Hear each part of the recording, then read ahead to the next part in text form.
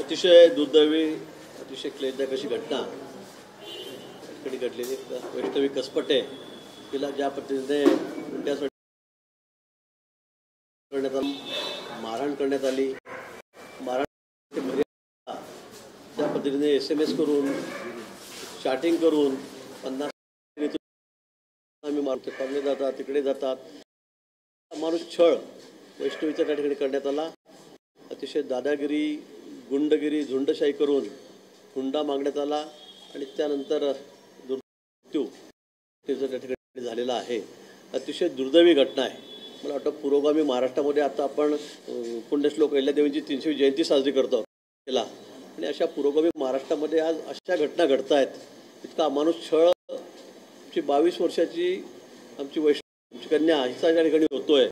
मला वाटतं यापेक्षा दुर्दैवी घटना आणि म्हणून या संदर्भामध्ये मी कसपटे ते जे वैष्णवीचे वडील आहेत त्यांची भेट त्या ठिकाणी घेतली, भेट घेतली, त्यांच्याशी सविस्तर चर्चाही केली. पोलीस तपास योग्य दिशेने सुरू आहे. चव्हाण म्हणून कोण जो कोणी मित्र परिवारातला आहे तो अजून तोही आजकालमध्ये निश्चित पोलीस त्याला ताब्यामध्ये घेतील. मी माननीय मुख्यमंत्र्यांचं व्हिडिओ कॉन्फरन्सद्वारे बोलणं करून दिलेलं आहे. त्यांनी मागणी केलेली की अतिशय कडक कारवाई झाली पाहिजे, कुठल्याही लूपहोलच्या टाचानं कामा नये आणि माननीय मुख्यमंत्री महोदय पहिल्या दिवसापासून या संदर्भामध्ये पोलिसांची संपर्कामध्ये आहेत, त्यांना सूचना देत आणि परिस्थितीमध्ये यातून कोणीही सुटणार नाही. कुठेही त्रुटी राहता कामा नये तपासामध्ये अशा सूचना मुख्यमंत्री महोदयांनी दिलेल्या आहे. कसपटेंनी मागणी केलेली आहे की याच्यामध्ये स्पेशल PP विशेष सरकारी वकील म्हणून राजेश कावेडिया, ॲडव्होकेट राजेश कावेडिया यांची नियुक्ती करावी केलेली आहे. माननीय मुख्यमंत्री महोदयांनी ती तात्काळ आहे. या केसमध्ये ॲडव्होकेट राजेश कावेडिया स्पेशल PP म्हणून त्या ठिकाणी काम बघतील.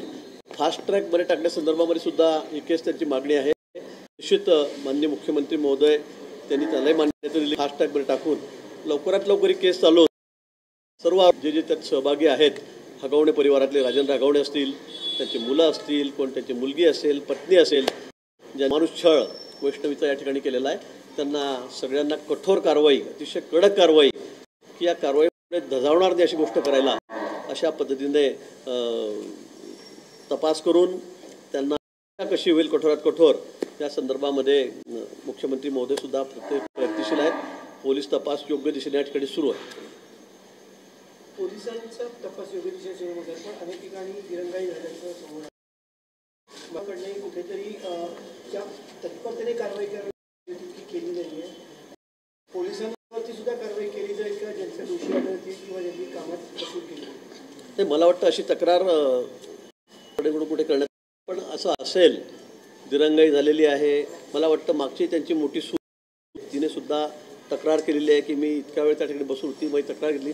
त्या संदर्भामध्ये सगळेच मागची मी तर म्हणेल मागचा जो गुन्हा आहे तोही दाखल करून घेतला जाईल. कारण त्या पद्धतीने त्या मोठ्या सुरेचाही त्यांनी छळ केला. तिने मीडियासमोर आपल्यासमोर येऊन सांगितलेलं आहे. या संदर्भामध्ये पाठीशी घातलं जाणार नाही. मग ते डिपार्टमेंटचे कोणी अधिकारी असतील, वरिष्ठ अधिकारी असतील आणि कुचराई केली असेल या बाबतीमध्ये त्यांना कुणालाही माफ केलं जाणार नाही. 240 दिवसांपेक्षा चार्जशीट देखील पोलिसांनी अजून दाखल केलेली नाही. मला या संदर्भात सांगता येणार नाही कधी दाखल झाली काय, पण मी सांगेल की त्याचा सर्व या घटनेचा पूर्व काय जो असेल आधीचाही तपास हा त्या ठिकाणी केला जाईल. त्यांच्या म्हणण्याप्रमाणे जर पोलिसांनी गुन्हा नोंदवलाच नसेल तक्रार देऊन सुद्धा, तर त्याची चौकशी केली जाईल. जे दोषी आहेत त्यांच्यावर 240 दिवस झाले, 90 दिवसात चार्जशीट पाठवायचं असतं. अजून चार्जशीट पाठवल्याने समरी फाईल केली नाही. 240 दिवस झाले. ठीक आहे, मला या बाबतीत नाही, पण निश्चित असं कोणी त्यांना पाठीशी घालण्याचा प्रयत्न करत असेल तर त्यांचा कोणाला सोडण्यात येणार नाही. त्यांच्यावर कडक कारवाई केली जाईल. आणि या संदर्भामध्ये मला वाटतं की मागचे सगळे गुन्हे मला पोलिसांनी किंवा इथे संबंधित कार्यकर्त्यांनी सांगितलं की आता यावेळेलाच नाही, अशा अनेक वेळेला हगवणे आहेत, त्यांचा मुलगा आहे, त्यांना वॉर्निंग देण्यात आली होती, त्यांच्या आपसामध्ये वादविवाद मिटवण्यात आले होते. पण दिसतो म्हणजे ही विकृती आहे, ही त्यांची विकृती आहे. लग्न करायचं, मुलीच्या आईवडिलांचा त्या ठिकाणी हुंड्यासाठी ते मुलीचा छळ, त्यांच्या मुलीच्या आईवडिलांकडे हुंड्याची मागणी करायची, पैशांची मागणी करायची, 2 कोटी रुपये पटेना सुद्धा मागलेले वैष्णवीकडे. म्हणजे ही त्यांची विधी आहे. आणि या बाबतीमध्ये मलाच या ठिकाणी कार्यकर्त्यांनी सांगितलं, त्याच्या नातेवाईकांनी सांगितलं की अनेक वेळा पोलिसांनी जुना समज दिलेली होती, तिथे सुद्धा कॉम्प्रोमाइज करण्याचं की तुम्ही असं करू नका. त्यानंतर सुद्धा त्यांनी हे सगळं आपलं जे क्रौर्य काम जे होतं ते कुठेही सोडलेलं. आणि आज बिचारी वैष्णवी नाहक या गोष्टीची बळी ठरलेली आहे. मी पुन्हा आपल्याला सांगेल की आता यापुढे चाललेला आहे. माननीय मुख्यमंत्री मोदी असतील, आमचे मुख्यमंत्री आहेत, दादासुद्धा त्या ठिकाणी येऊन गेलेत. हे सर्वजण त्या ठिकाणी लक्ष ठेवून आहेत. राजकीय पक्षाचा कोणी पदाधिकारी असेल, काय असेल, कोणीही त्याला पाठीशी घालणार नाही. आणि अशा विषयामध्ये कोणी किती मोठा माणूस असला, कुठल्याही पक्षाचा तर घातलं जाणार नाही. लाडकी बहिणीसाठी योजनेसाठी अशा पद्धतीने आत्महत्या होतं, हत्या होतं. हुंडाबळी आणि हुंड्यासंदर्भात नवीन किंवा अधिक त्यात बदल करून सक्षम निर्णय आपण घेणार आहात का कॅबिनेट?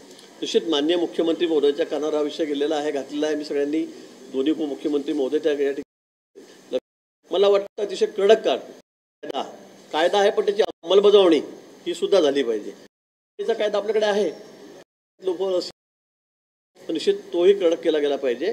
कारण आता मला सुद्धा 2 मुली आहेत, ते सगळं बघून, ते फोटो बघून तर माझ्या अंगावर काटा आला. म्हणजे माझ्या डोळ्यात पाणी आलं की बापरे, अशा पद्धतीने कोणी वागत असेल.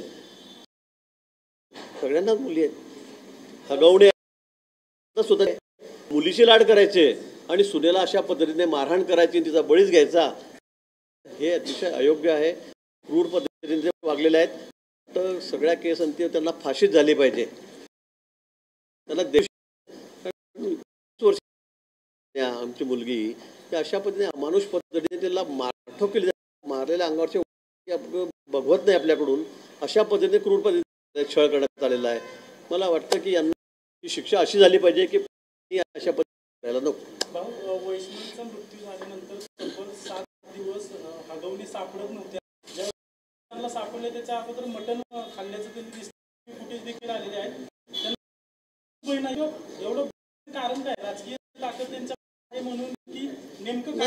विकृती, काही विकृती आहे, त्यांना लाज वाटली पाहिजे. 7 दिवस ते फरार झाले, मोबाईलला फेकण्यात दाखवलेलं आहे, नंतर ते 7 दिवस पडले नाही. आणि त्या काळामध्ये मटण काय त्याच्यापेक्षा वर कहर की त्यांना जेव्हा कोर्टात दिलं तेव्हा आपणच मीडियाने विचारलं की तुम्हाला शब्दाब आहे का, तुम्हाला काही त्या गोष्टीबद्दल काही आहे का, तुम्हाला थोडीफार लाश, तर त्याने नाही म्हणून मान हलवली. म्हणजे यापेक्षा मला वाटतं काय बोलावं या माणसाबद्दल, तर आता मी बोलू शकत नाही. काय समजत नाही. आणि ज्या पद्धतीने ते साध्य की त्याचा शताब त्यांना अजिबात नाही. इतके निर्लज्ज माणसं समाजामध्ये आहेत. पण मला वाटतं सगळा कायदा आहे, कायद्याअंतर्गत त्यांच्यावर अतिशय तपास व्यवस्थित केला जाईल. आणि त्यांना खरं मी तर हे सांगेल की त्यांना फाशीची शिक्षा झाली पाहिजे या संदर्भात. यांच्याकडून सांगितलं जातं की जालिंदर सोपेकर नावाचे अधिकारी आहेत, त्यांची नावाने या दोघींना भीती दाखवली जायची. त्यांनी या प्रकरणात सगळी मदत केलेली आहे हगवणीला. ते नातेवाईक आहेत जवळचे, सोपेकरचे आई जे आहेत. मला वाटतं अशा संदर्भामध्ये काही पुरावे असतील, तशी जर तक्रार केली तर ती चौकशी. मला आता तुम्ही नवीनच सांग, मला याच्यावर नाही. पण असं कोणीही अधिकारी पोलिस खतपाणी करत असतील, मदत करत असतील, तर मला असं वाटतं की जर तसा पुरावा असेल तर त्या करून कुणावरही कारवाई करता येईल.